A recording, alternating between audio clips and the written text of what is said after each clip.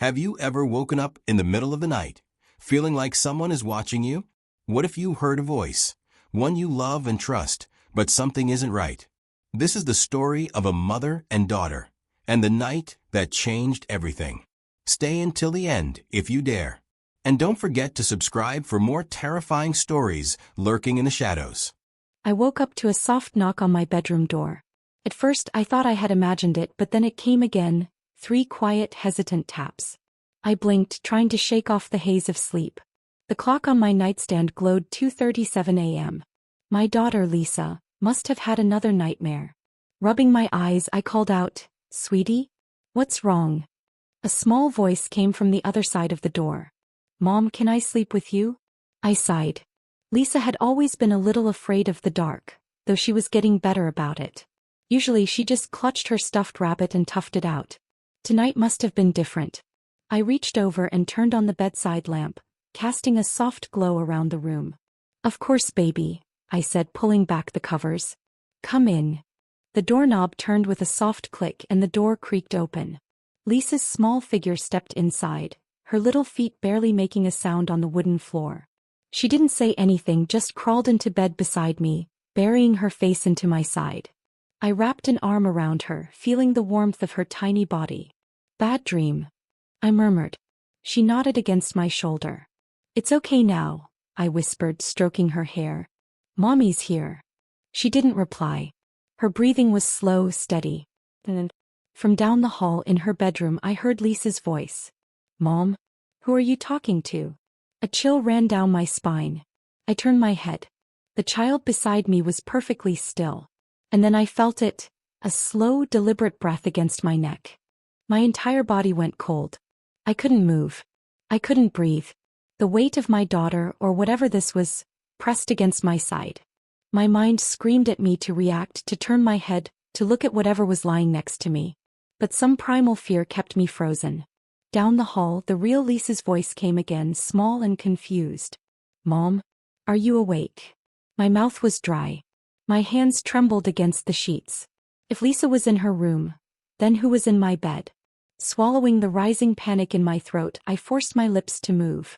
"Elisa," I whispered. The thing beside me shifted. The bed creaked. Slowly my eyes flicked down. The covers on my bed were perfectly smooth. I felt the warmth, I felt the weight, but there was no visible imprint. No indentation where a small body should have been. And yet I could still feel it breathing. I didn't dare look. Instead I reached out, shaking, to my nightstand and flicked on the lamp. Light flooded the room. The weight vanished. The warmth disappeared. I gasped and bolted upright. The bed was empty. The sheets untouched. As if no one had ever been there at all. But I knew what I felt. My heart hammered as I threw the blankets off and stumbled toward the hallway. My feet felt unsteady, like I wasn't entirely in control of my body. Lisa's bedroom door was open just a crack. With trembling hands I pushed it open wider. She was sitting up in bed, clutching her stuffed rabbit to her chest, eyes wide and frightened. "Mom, why were you whispering?" she asked in a small voice. "And who was in your room?" I opened my mouth but no words came out. Because I didn't know the answer. I hesitated in the doorway, my pulse pounding so hard I could hear it in my ears. Lisa clutched her stuffed rabbit tighter, her small fingers digging into its worn fur. The dim glow of her nightlight cast soft shadows on the walls, making the room feel eerily still. "Mom." Her voice was barely a whisper. "Why were you talking to someone?"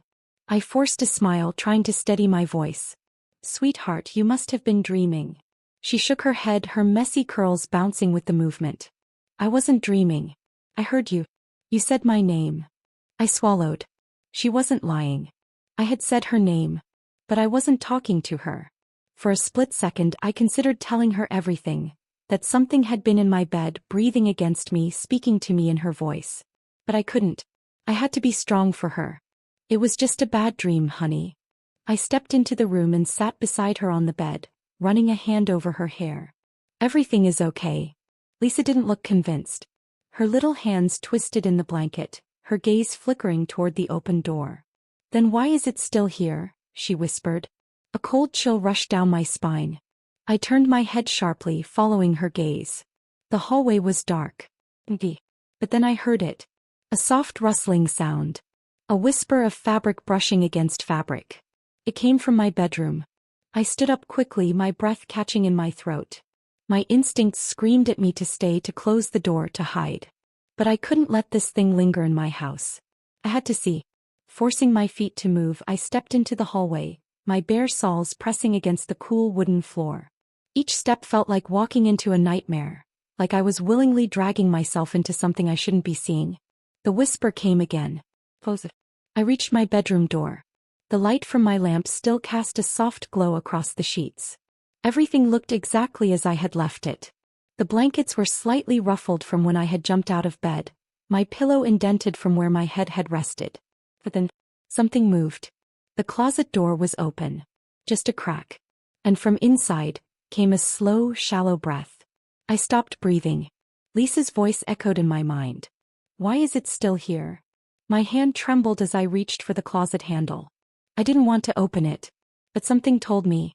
It was already too late. I stood frozen, my hand hovering just inches from the closet handle. The shallow breath from inside was slow, deliberate, like it was waiting for me to make a move. The air around me felt heavy, pressing against my chest, making it hard to breathe. My instincts screamed at me to run, to grab Lisa and get out of this house. But I didn't move. I couldn't. Instead, my fingers closed around the handle. My palm was clammy, slick with sweat. I had to know. I had to see. I pulled the door open in one swift motion. The light from my lamp spilled into the closet, illuminating nothing. The closet was empty. Neatly hung clothes. Stacks of folded blankets. The usual mess of shoes on the floor. No one was there. For a moment, relief flooded through me. Maybe I had imagined it. Maybe my half-asleep brain had conjured the sound, the whisper, the breath. And then I noticed the blankets. The pile on the top shelf was slightly disturbed. As if something had just been there, watching me. A sharp knock sounded from Lisa's room. I spun around so fast I nearly lost my balance. My heart pounded as I ran back down the hall. Lisa.